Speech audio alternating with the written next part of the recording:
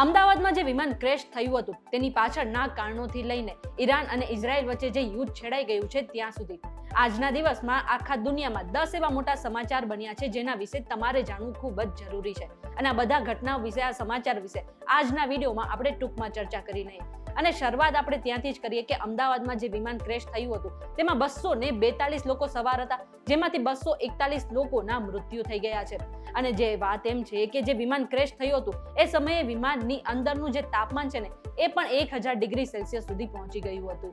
આ બાબતે ફાયર વિભાગના એક અધિકારીએ જણાવ્યું હતું કે પ્લેનની ઈંધણની ટાંકી ફાટતાની સાથે જ આગ લાગી ગઈ હતી અને થોડી જ વારમાં તાપમાન 1000 ડિગ્રી સેલ્સિયસ સુધી પહોંચી ગયું. આને જ કારણે કોઈ પણ લોકો બચી નતા શક્યા. આટલું જ નહીં, આસપાસ જેટલા પ્રાણીઓ અને પક્ષીઓ હતા તેમને પણ બચવાનો મોકો નહોતો મળ્યો અને આને જ કારણે પ્લેનની અંદર જેટલા પણ લોકો હતા એ બધા બળીને ખાખ થઈ ગયા હતા અને એટલા જ માટે તેમના મૃતદેહ પણ અત્યારે ઓળખમાં નથી આવતા.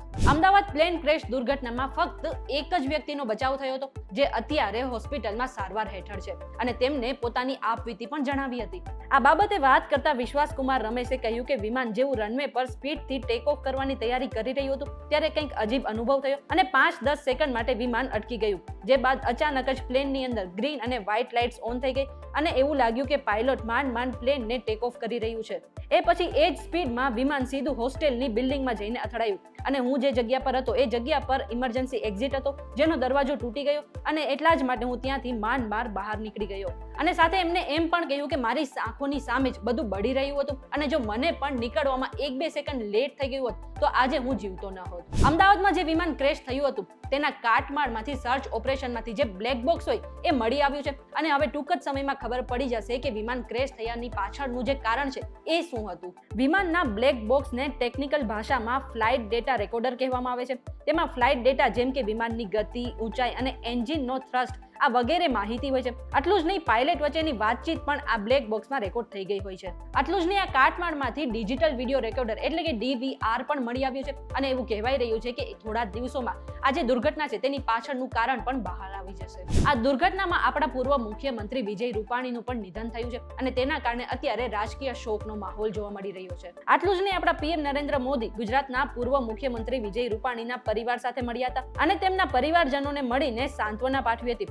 આટલું જ નહીં, સોશિયલ મીડિયા પ્લેટફોર્મ પર તેમને લખ્યું, વિજયભાઈ આપણી વચ્ચે નથી એ વાત મારું મન માનવા તૈયાર નથી. વર્ષોથી મારે તેમની સાથે ઘણો નાતો રહ્યો છે. કેટલાય પડકારજનક સમયમાં તેમને ખભેથી ખભા મિલાવીને મારી સાથે કામ કર્યું છે. એક પાયાના કાર્યકર તરીકે જાહેર જીવનમાં તેમને કારકિર્દીની શરૂઆત કરી હતી અને ધીરે ધીરે જવાબદારી નિભાવતા તેઓ ગુજરાતના મુખ્યમંત્રી બન્યા હતા. આટલું જ નહીં, તેમને શ્રદ્ધાંજલિ પાઠવવા માટે આવતીકાલે રાજકોટમાં દરેક શાળા પણ એક દિવસ માટે બંધ રાખવામાં આવશે.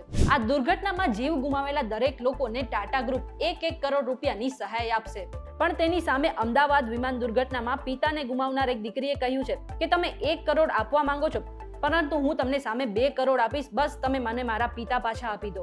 તેમને આગળ કહ્યું કે મારા પિતા દેશભક્ત હતા. તેઓ પોતાને એર ઇન્ડિયાના ગૌરવશાળી મુસાફર માનતા હતા. તેઓ ઘણીવાર કહેતા હતા કે એર ઇન્ડિયા આપણું ગૌરવ છે અને તે દેશનું પણ ગૌરવ છે. પણ મારા પિતાને દેશભક્તિ માટે શું પુરસ્કાર મળ્યો?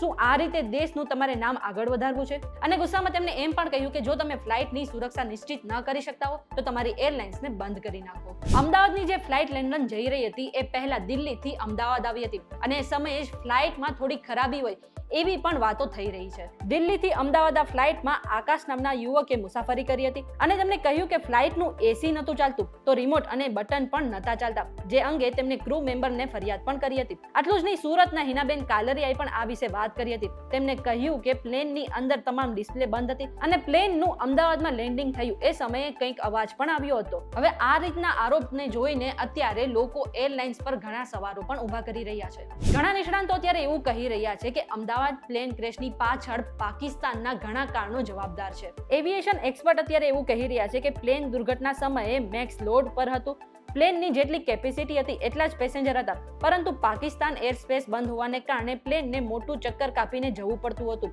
અને આને કારણે ફ્યુલ ટેન્કમાં વધારે ફ્યુલ પણ ભરવામાં આવતું હતું. જો કે પ્લેનમાં મેક્સિમમ ફ્યુલ હોવાને કારણે અમદાવાદની ગરમીથી આ ફ્યુલની ડેન્સિટી ઘટી જાય છે જેના કારણે ઓછી ડેન્સિટીનું ફ્યુલ મળવાને કારણે જ એન્જિનનો પાવર પણ ઘટી જાય છે અને પ્લેનને જેટલો થ્રસ્ટ જોઈએ એટલો નથી મળતો. ટૂંકમાં પાકિસ્તાની એરસ્પેસ બંધ હોવાને કારણે પ્લેનમાં વધારે ફ્યુલ ભરવામાં આવ્યું હતું અને જ્યારે પ્લેન ટકરાયું ત્યારે ફ્યુલ જે હતું એ ઢોળાઈ ગયું હતું અને તેના જ કારણે આગ લાગી હતી. આજે મુંબઈથી લંડન જતી એક એર ઇન્ડિયાની ફ્લાઇટને 3 કલાક પછી ફરી પાછું મુંબઈ આવવું પડ્યું હતું. એવું કહેવાઈ રહ્યું છે કે ઈરાને ઇઝરાયલ પર હુમલો કર્યા બાદ જે ઈરાને એરસ્પેસ બંધ કરી નાખ્યું હતું તેના કારણે ઘણી બધી ફ્લાઇટને ડાયવર્ટ કરવામાં આવી હતી અને ઘણી ફ્લાઇટ પાછી પણ આવી ગઈ હતી. આટલું જ નહીં, અમદાવાદમાં પ્લેન દુર્ઘટના બાદ બીજા પણ એક મોટા સમાચાર એ આવ્યા હતા કે થાઇલેન્ડમાં એર ઇન્ડિયાના એક વિમાનનું ઇમરજન્સી લેન્ડિંગ કરવામાં આવ્યું હતું. આ વિમાનમાં 156 મુસાફરો સવાર હતા અને એવું કહેવાય રહ્યું હતું કે ફ્લાઇટે ઉડાન ભર્યા પછી એની અંદર બોમ્બ હોવાની ધમકી મળી હતી. જોકે ઇમરજન્સી લેન્ડિંગ પછી ફ્લાઇટમાંથી જેટલા પણ મુસાફરો હતા તેમને સલામત રીતે બહાર કાઢી નાખવામાં આવ્યા છે. મધ્ય પૂર્વના દેશો વચ્ચે ફરી એક વખત નવું યુદ્ધ છંછેડાઈ શકે છે. એવું કહેવાય રહ્યું છે કે ઇઝરાયેલે ઈરાન પર હુમલો કર્યો હતો. આટલું જ નહીં, ઇઝરાયેલે હુમલાની પુષ્ટિ કરતા કહ્યું કે અમે ઈરાનના પરમાણુ અને સૈન્ય મથકોને નિશાન બનાવીને હુમલો કર્યો હતો. ઉલ્લેખનીય છે કે આ હવાઈ હુમલો એવા સમયે કરવામાં આવ્યો છે જ્યારે ઈરાન પોતે પરમાણુ બોમ્બ બનાવવાની નજીક છે. આટલું જ નહીં, ઇઝરાયલ અને ઈરાન વચ્ચે જે સંબંધો બગડી રહ્યા છે તેને લઈને ભારતે દૂતાવાસે પોતાની એક એડવાઇઝરી પણ જારી કરી દીધી છે. ઇઝરાયલના હુમલાનો વળતો જવાબ આપવા માટે ઈરાને પણ તેમના પર 100 ડ્રોન વડે હુમલો કરી નાખ્યો છે. ઈરાને ઇઝરાયલની તમામ ડિફેન્સ સિસ્ટમને ટાર્ગેટ બનાવીને હુમલો કર્યો હોય એવા અહેવાલ મળી રહ્યા છે, જ્યારે ઇઝરાયલ ડિફેન્સ ફોર્સે આ તમામ ડ્રોનને તોડી પાડવાનો દાવો પણ કર્યો છે. આ ઓપરેશનને ઇઝરાયલે રાઇઝિંગ લાયન નામ આપ્યું છે. ઈરાન દ્વારા છોડવામાં આવેલ 100 ડ્રોનને તોડી પાડવામાં આવ્યા છે અને ઈરાનના હુમલાને નિષ્ફળ બનાવવા માટે 200 ઇઝરાયેલી ફાઇટર જેટ પણ સક્રિય છે. ટૂંકમાં એવું લાગી રહ્યું છે કે ઇઝરાયલ અને ઈરાન વચ્ચે ફરી એક વખત નવું યુદ્ધ શરૂ થવાની તૈયારી છે. ત્યારે આ બાબતે તમે શું વિચારો છો કમેન્ટ કરીને જરૂરથી જણાવી દેજો અને આવા જ વિડીયોઝ જોવા માટે અમારી ચેનલ સાથે જોડાયેલા રહેજો.